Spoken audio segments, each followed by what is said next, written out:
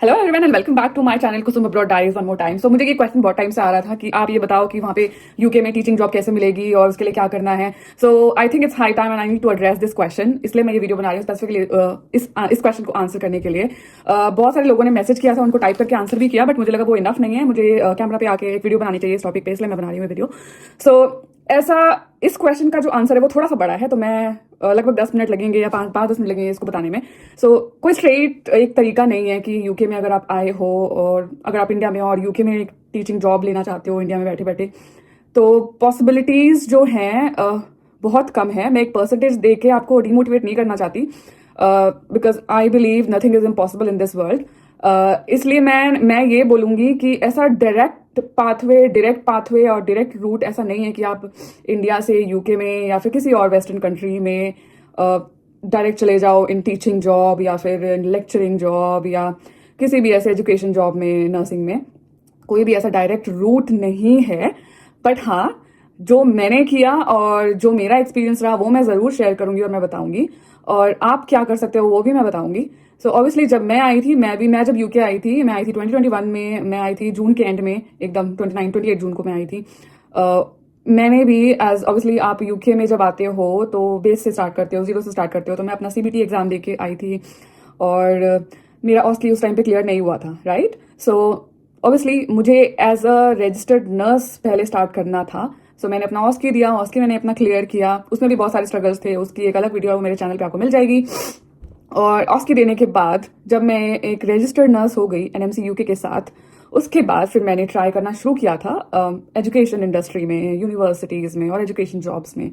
और बहुत सारी लर्निंग्स मैंने ऑन द वे जाते हुए सीखी उससे। मुझे हेल्प मिली एजुकेशन जॉब्स में क्योंकि मेरा जो बैकग्राउंड है वो एजुकेशन का था, मेरे पास है वो एक्सपीरियंस था।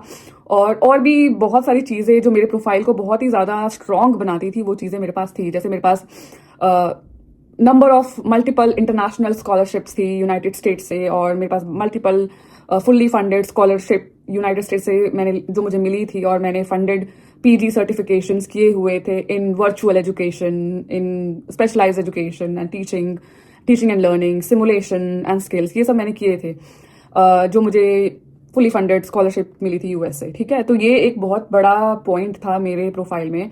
और ऑब्वियसली मैंने इंटरनेशनल प्लेटफॉर्म पे रिसर्चेस भी की थी और मैंने अपनी रिसर्चेस को पब्लिश भी किया था। सो वो भी एक पॉइंट था। देवर मल्टीपल रिसर्चेस, और अभी भी मेरा वो काम चल रहा है, मैं अभी भी कर रही हूँ वो काम। अगर आप एकेडेमिया में जाना चाहते हो और देखते हो अपने आप को एजुकेशन में, तो ये चीज़ें बहुत मैटर करती हैं। तो ये सारी चीज़ें मेरे पास ऑलरेडी थी, यूके में आने से पहले से ही मेरे पास ये चीज़ें थी। जब मैं इंडिया में टीचिंग में जॉब कर रही थी तभी मैंने, और जब कोविड आया था उस कोविड वाले टाइम पे मेरे को बहुत सारी मेरी स्कॉलरशिप्स अप्रूव्ड हुई थी, और फिर मेरे को टाइम मिला था और मैंने ऑनलाइन बहुत सारे ऐसे PG certification fully funded courses from United states किया था मैंने। तो वो मेरा एक पॉजिटिव पॉइंट था। तो ऑस्की करने के बाद जस्ट आफ्टर 1 मंथ मैंने टीचिंग जॉब्स के लिए अप्लाई किया था यूके में, और मुझे वो जॉब्स मिल भी गई थी, बट वीज़ा स्ट्रगल हुआ क्योंकि वीज़ा नहीं मिल पा रहा था। वीज़ा के अलग क्राइटेरिया है यहाँ पे मिलने के लिए, अगर आप टीचिंग जॉब में जाना चाहते हो, यूनिवर्सिटी जॉब में जाना चाहते हो। उसका मैंने एक सेपरेट वीडियो बना रखा है, अगर आप जाना चाहते हो तो वो उस वीडियो में जाओ। और मैंने ये टारगेट भी रखा हुआ है, अगर उस वीडियो को 500 व्यूज मिलेंगे तो अपना पार्ट 2 बनाऊंगी कि मैं कैसे from a lower band to a higher band पहुंची। मैं बैंड 3 से मैंने स्टार्ट किया था और अभी मैं बहुत हाई बैंड पे हूँ। सो फर्स्ट पार्ट मैंने उसका बना दिया है, सेकंड पार्ट अभी, अगर आप 500 व्यूज हो जाएंगे उस वीडियो पे, तो मैं अपना सेकंड पार्ट बनाऊंगी। तो ये था, ठीक है। और मुझे जॉब्स मिली पर वीज़ा नहीं मिला। और भी चीज़ें जो मैं आपको बोलूंगी, आपको जो बिल्ड करना है अपना सीवी, अपना रिज्यूमे आपको बिल्ड करना है। आपको एक एक्स्ट्रा ऑर्डिनरी कैंडिडेट की तरह अपने आप को मतलब बनाना है, राइट।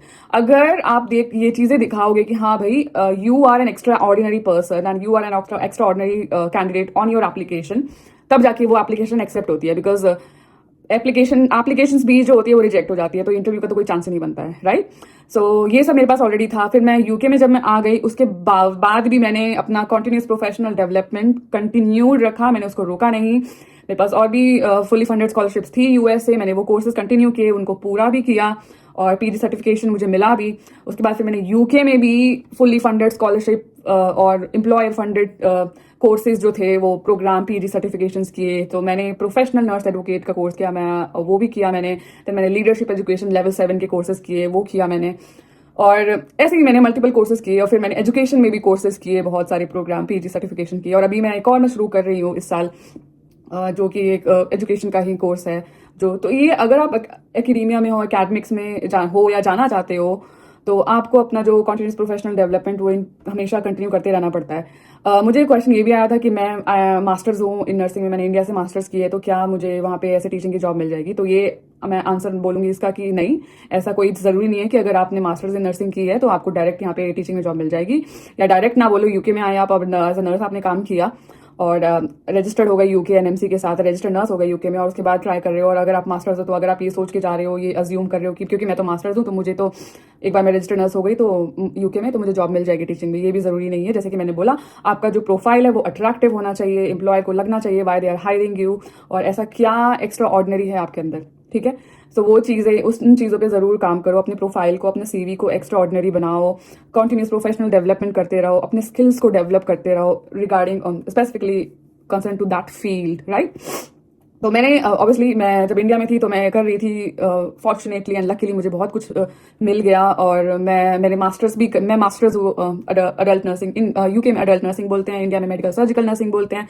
सो मास्टर्स की हुई है मैंने अडल्ट नर्सिंग में, प्लस मेरा जो 4.5 ईयर्स का टीचिंग का एक्सपीरियंस था जो इंडिया में था, वो भी मेरा काम आया। प्लस यहाँ पे आने के बाद भी मैं डायरेक्ट यूनिवर्सिटी में टीचिंग के लिए नहीं गई, जो मैंने आपको बताया, मैंने यूनिवर्सिटी में अप्लाई किया था, बट मुझे जॉब मिली थी, बट वीज़ा नहीं मिल पाया था, राइट, वीज़ा का प्रॉब्लम था। तो मैं बैंड 5 की तरह एज अ नर्स जॉब कर रही थी। उसके बाद फिर मुझे बैंड 6 की जॉब मिली, अराउंड 9-10 महीने के बाद मुझे बैंड 6 की जॉब मिल गई थी। और बैंड 6 जो की जॉब जो थी वो एजुकेशन में थी, तो मैंने ऐसे बिल्ड किया, बैंड 5 से फिर मैं बैंड 6 पे गई, एजुकेशन की जॉब थी वो। तो वो यूके में एजुकेशन जॉब जो मिली मुझे, फर्स्ट मेरी एजुकेशन जॉब इन नर्सिंग, वो इंटरनेशनल नर्सिंग नर्सेज एजुकेटर वाली जो जॉब थी, उसने भी बिल्ड किया मेरे बैकग्राउंड को। तो यूके में एज अ नर्स भी काम कर लिया, देन यूके में as a educator, in clinical educator वो भी जॉब कर ली। तो वो बिल्ड होता गया मेरा पोर्टफोलियो जो है, वो मेरा जो प्रोफाइल है, जो मेरा सीवी है। प्लस मैं साइड बाय साइड बहुत सारे कोर्सेज भी करती रही जो मुझे यूके से मिले, यूके की रेप्यूटेड यूनिवर्सिटी से मैंने कोर्सेज किए, और एनएचएस लीडरशिप अकेडमी से भी मैंने कोर्सेज किए, वो भी फुली फंडेड कोर्सेज किए, राइट।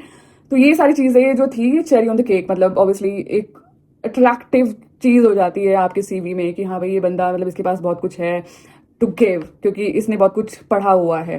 देन मैंने स्पेशलाइज ऑस्की ट्रेनर कोर्स भी किया हुआ है, so I am certified OSCE trainer also, तो वो भी मेरे पास है। और मेरे पास बहुत सारी चीज़ें हैं।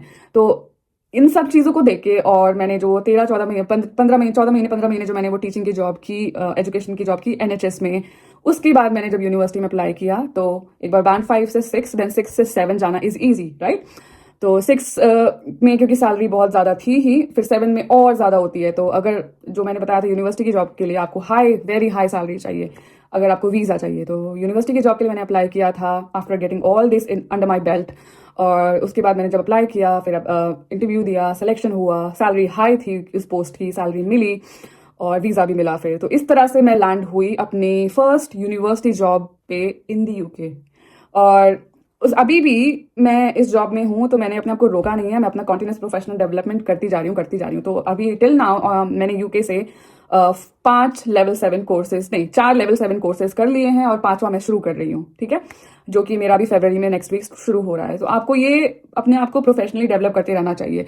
ऑब्वियसली सिर्फ कोर्सेज और प्रोग्राम नहीं करना है, अपने स्किल्स को भी डेवलप करना है। सो आप जाओ वेबिनार्स और कॉन्फ्रेंसेज, अपने आप को अप टू डेट रखो, रिसर्च पेपर्स लिखो, पब्लिश करो, प्रेजेंट करो कॉन्फ्रेंस में जाके।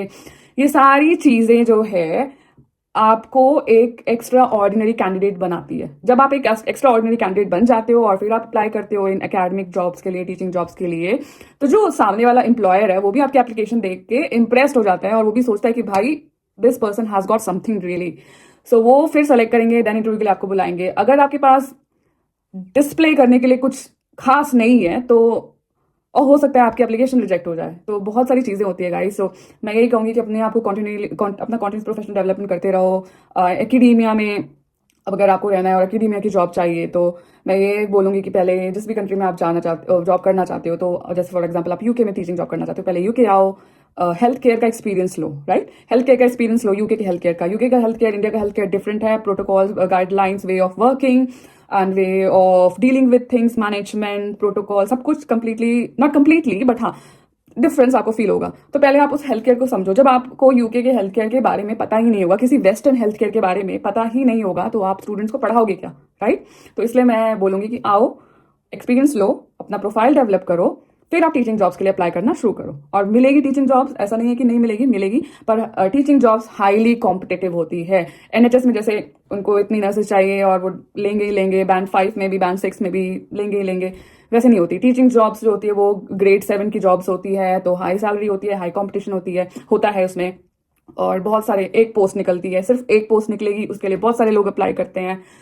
और जैसे मान लो एक पोस्ट निकली, 50 लोगों ने अप्लाई किया, 50 में से सिर्फ 2 या 3 एप्लीकेशन शॉर्टलिस्ट होती है, और फिर वो लोग इंटरव्यू के लिए बुलाए जाते हैं। ये यूनिवर्सिटी टीचिंग जॉब्स की मैं बात कर रही हूँ। तो ऐसा होता है, बहुत हाईली कॉम्पिटिटिव है, और you have to prove yourself कि why do you deserve that university teaching job. ये थोड़ा एक माइंड फील्ड तो जरूर है। तो ये सारी चीजें अपने आप को बिल्ड करो, in this way you can get those teaching jobs, right. International platform पे अपने आप को बिल्ड करो। जैसे मैंने बताया, मैंने यूएस, देन यूके, और अभी मेरा एक चल भी रहा है, मैं बताऊंगी, एक ऑस्ट्रेलिया के साथ मेरा चल रहा है। अगर वो मुझे फुली फंडेड स्कॉलरशिप मिल जाती है, so you have to develop yourself internationally. एक बार अपने आप को इंटरनेशनली डेवलप कर लोगे, अपने सीवी में, आपके सीवी में वो सब आ जाएगा। और ये सब इसलिए नहीं है कि आप इंटरनेशनली अपने आप को डेवलप कर रहे हो, आप बहुत कुछ सीखोगे इन चीज़ों से। आपके बोलने का तरीका, आपका प्रेजेंट करने का तरीका, सब कुछ बहुत बदल जाएगा। जो एक एक्सपोजर आपको मिलेगा वो एक डिफरेंट लेवल का एक्सपोजर होगा, उससे इतनी ज़्यादा लर्निंग मिलेगी आपको, आप 360 डिग्री चेंज हो सकते हो उसकी वजह से। तो ये था गाइज। आई वोंट से कि ये इम्पॉसिबल है, ये पॉसिबल है, बट हाँ, ये सारी चीजें आपको ध्यान रखनी है। एक बार अगर यूके में, किसी वेस्टर्न कंट्री में, या यूके में, या ऑस्ट्रेलिया में, या यूएस में, कहीं आपने टीचिंग में अपने पैर जमा लिए, फिर आप डायरेक्टली यूके से ऑस्ट्रेलिया टीचिंग में जा सकते हो। फिर आपको ऑस्ट्रेलिया में हेल्थ केयर में एज ए नर्स जाने का ऐसा सीन जो है वो थोड़ा कम हो जाता है, राइट। जैसे अगर मैं अभी यूके में हूँ, टीचिंग में हूँ, लगभग मुझे कितने साल हो गए, 4 साल हो गए, मैं अगर चाहूँ तो ऑस्ट्रेलिया में डायरेक्ट टीचिंग के जॉब्स के लिए अप्लाई कर सकती हूँ। मैं ऑलरेडी रजिस्टर्ड नर्स हूँ ऑस्ट्रेलिया में, तो मैं डायरेक्टली टीचिंग जॉब्स के लिए अप्लाई कर सकती हूँ, और ये होप भी कर सकती हूँ कि मेरी जो एप्लीकेशन है शायद सेलेक्ट हो जाए और शायद मुझे इंटरव्यू के लिए बुला ले। तो एक बार आप इंटरनेशनल प्लेटफॉर्म पे अपने आप को डेवलप कर लोगे तो ये आपके लिए बहुत हेल्पफुल होगा। सो ये था वीडियो गाइज, उस क्वेश्चन को आंसर करने के लिए। होपफुली मैंने आंसर किया हो आपको।